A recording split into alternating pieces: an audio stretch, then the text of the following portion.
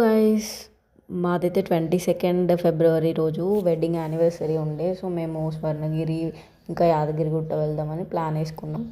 మేము లేచింది లేట్గా లేచేసరికి ఇంకా మేము ఇంట్లో నుంచి స్టార్ట్ అయ్యేసరికి 1 అయ్యింది.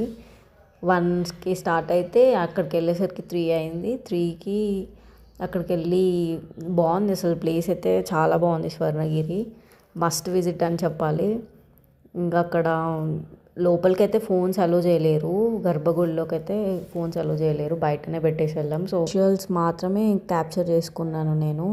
అప్పటికే ఫుల్ ఎండ కొడుతుంది. అసలు మా బాబు అయితే కాలు కాలుతున్నాయి మమ్మీ, కాలు కాలుతున్నాయి మమ్మీ అని అరుస్తూనే ఉన్నాడు.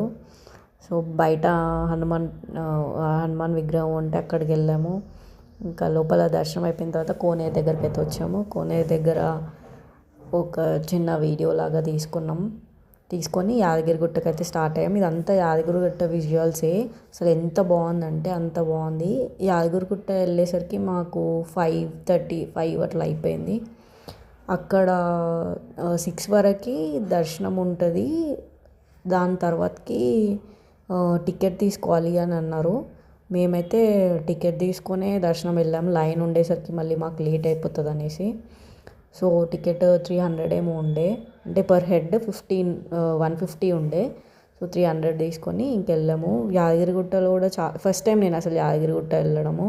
చాలా బాగుండే. మా హస్బెండ్ ఇంతకుముందుకు వెళ్ళాడంట కానీ కొత్త టెంపుల్ అయ్యాక వెళ్ళలేదంట. తర్వాత సురేంద్రపురి విజిట్ చేసాము, కానీ అక్కడ ఆల్రెడీ క్లోజ్ అయిపోయి ఉండే. జస్ట్ టెంపుల్ విజిట్ చేసుకొని అక్కడ ఒక పెద్ద శివలింగం ఉండే. అసలు అది ఎంత బాగుందంటే అంత బాగుంది. కానీ బయట నుంచే చూసాము, లోపల దర్శనం అసలు లేకుండా టైంకి. ఇంకా ఇంటికి వచ్చిన తర్వాతకి అప్పటికే అలసిపోయినా, మా మొఖాలన్నీ వాడిపోయినాయి.